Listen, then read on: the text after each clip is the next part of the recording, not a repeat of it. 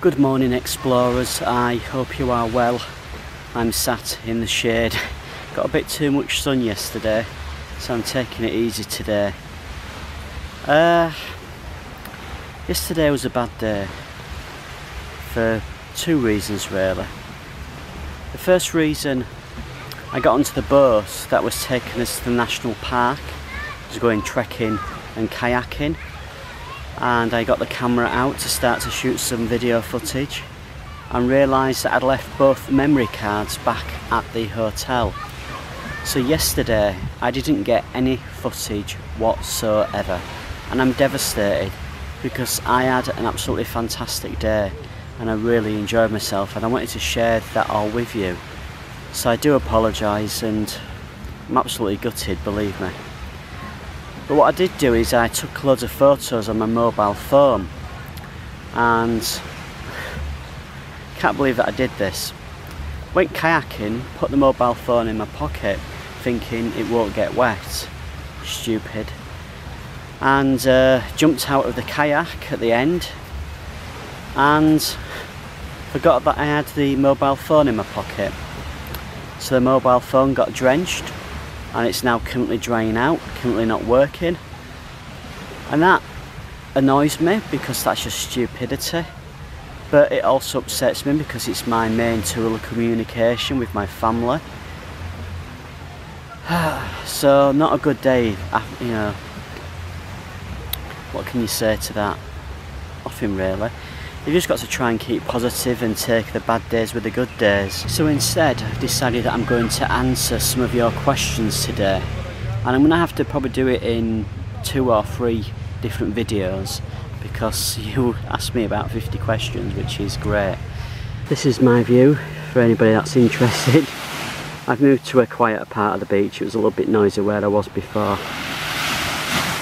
Mr. Excite asks, how am I trying to make money so that I can continue to travel after the 6 months? Great question. I'm going to be doing some travel writing. I've got a few pieces of work to do for various travel companies. I'm also in the process of launching my own business, and that's going to help tourism businesses get to grips with the internet and understand how to use social media, and obviously make a little bit of money off YouTube, which is hardly nothing, but it's there as money. And I'm also potentially, not 100% sure, looking at some sponsorships, and I'd like to know what people think about that. I'd love your opinion in the comments.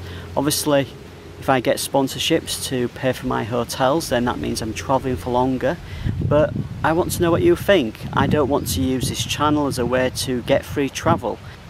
Arkas, at least that's how I think you pronounce the name, has asked me whereabouts am I travelling to in the United States. I'm flying into Los Angeles, and my plans are to travel across the US to New York City by train and coach and bus, which is going to be challenging.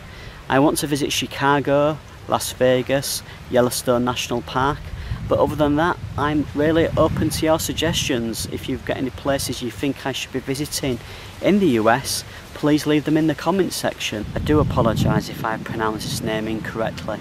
I'm terrible at pronouncing names. But Ufa Diniyar has asked me, would I like to meet subscribers? Really good question, because I'm an introvert, I'm shy, I wouldn't naturally go out and meet a load of people in a big group. So it's something that I might have to get used to. I'm not too sure if I will yet, but of course I would love to meet people. It's just my personality. I'm just not that kind of person that likes to be the centre of attention or likes to be in a huge crowd. But I'm not going to say no, never. So Lucy B asks, what was the job that I did before I quit to travel around the world? I worked for a large organisation in Leeds, and I don't know if any of you have heard of a huge software house called SAP. That's the software that I used to develop, configure for this organisation. It's like a payroll and finance system. Sounds a bit boring, it. What can you say? I enjoyed the job though. I enjoyed the team that I worked with, and I just realised that it was time for something new. Sebastian L has asked, where am I visiting after Thailand? Well, Sebastian, I'm leaving Thailand on Saturday. I'm going to Penang in Malaysia. I'm spending a month in Malaysia. I may be going to either the Philippines or Indonesia. It depends on various factors like visas, and also I've got to be careful not to go into malaria zones because I've not taken any malaria medication. But then after that I'm going to Singapore, Hong Kong, and then going to Sydney, Melbourne, Auckland, and then across the US. So I'm really looking forward to the trip ahead. We're only 3-4 weeks into the trip and I've got 6 months in total, so lots of fun and adventures and exploring to continue for the next couple of months at least. Changed my location. It was getting a little bit noisy where I was. Katie Clark has asked, how do I feel about travelling alone? Good question, Katie. I would say that 95% of the time I'm happy travelling alone. I love the freedom of being able to do what I want to do when I want to do it, as selfish as that sounds. Now, don't get me wrong, there's a 5% of the time where you do get a little bit lonely and you do miss people, especially family and friends. But to be honest, I wouldn't have visited the places that I visited if I hadn't travelled alone.